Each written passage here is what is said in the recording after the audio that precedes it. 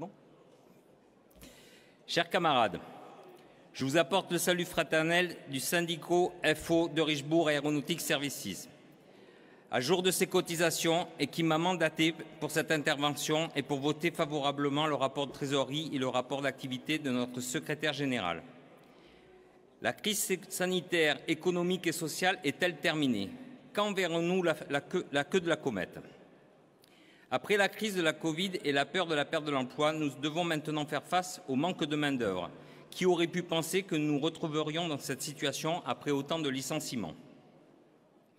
Notre société de Richebourg Aéronautique a fait l'objet de beaucoup de commentaires médiatiques.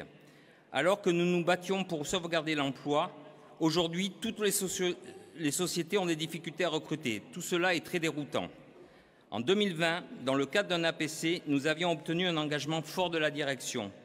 Aucun licenciement économique jusqu'en juin 2022. Cet engagement a été tenu.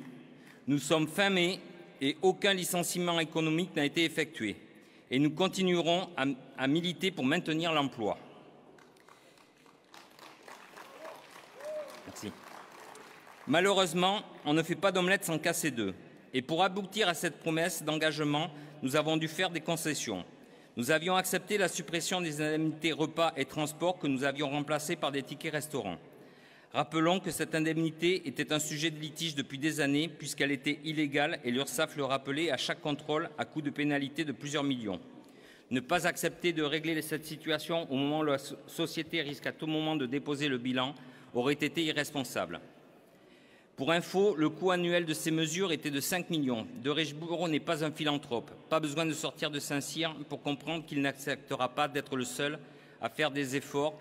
Et une des solutions les plus simples pour lui était le dépôt de bilan, dont le coût était couvert par les AGS.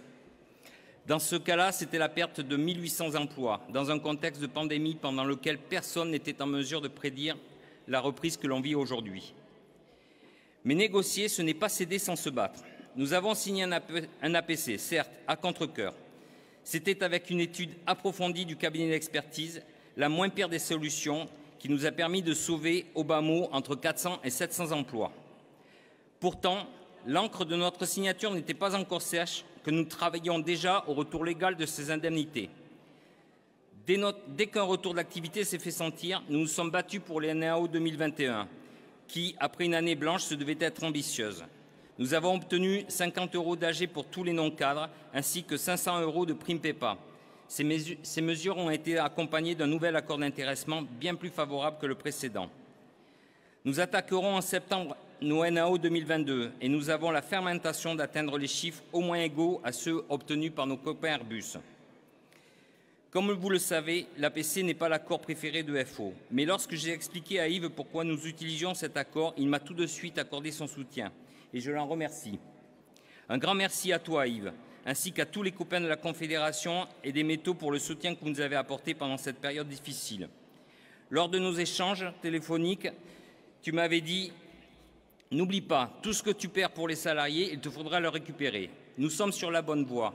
Nous avons d'ores et déjà récupéré légalement les indemnités repas, pardon.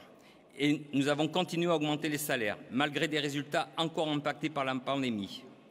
Concernant les indemnités de transport, notre travail est en cours. Tous les documents ont été transmis aux juristes et notre direction s'est engagée par accord à entamer en 2023 des négociations sur le sujet.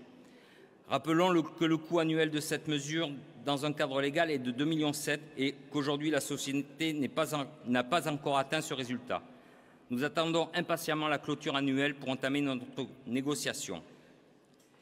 Nous avions évidemment le soutien et l'aide précieux de la Fédération. J'ai personnellement embêté tous les jours Nathalie Capard, qui a été le lien indispensable avec le groupe de Richebourg.